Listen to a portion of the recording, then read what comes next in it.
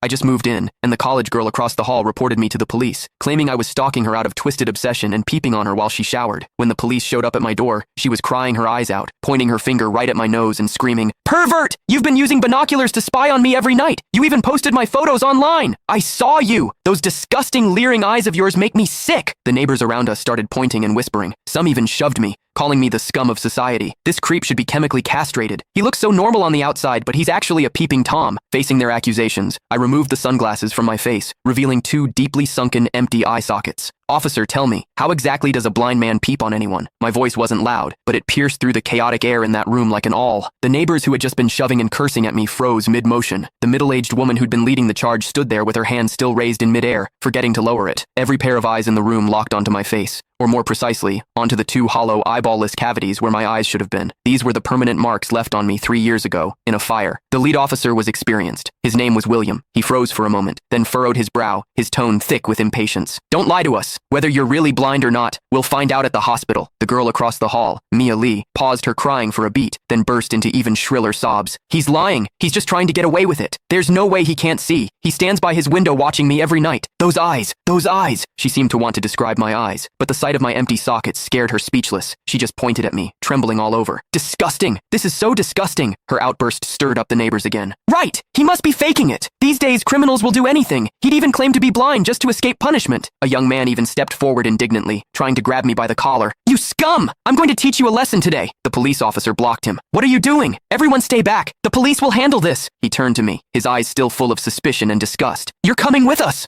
I didn't resist. I calmly held out both hands. Cold metal touched my wrists. Two younger officers flanked me on either side and led me toward the elevator. Behind me, Mia's crying mixed with the neighbors' curses into a chaotic din. "Scum of society! Get out of our community! Hope you rot in prison!" I could see the righteous expressions on their faces. I could also hear the pleasure in their voices as they trampled me into the mud. I stepped into the elevator. The metal doors slowly closed, cutting off the noise from outside. One of the younger officers, probably new to the job, couldn't help but ask me quietly, Are you really blind?" I tugged at the corner of my mouth but didn't answer. The other officer patted his shoulder, signaling him to keep quiet. But I knew that in their minds, the scales had already tipped completely in favor of that tearful young girl. After all, it was a young, pretty, pitiful college student on one side, and on the other, a suspicious man living alone, wearing sunglasses. In their eyes, it was crystal clear who was the victim and who was the perpetrator. What they didn't know was this: sometimes, what the eyes see is the biggest lie of all. And I, a blind man, had seen something that none of them had. For instance, when Mia accused me, her heartbeat was steady, without a single ripple of genuine emotion. The interrogation room at the police station was harshly lit by fluorescent lights, and the air smelled faintly of mildew. I sat on a cold metal chair. Across from me were William and a female officer taking notes.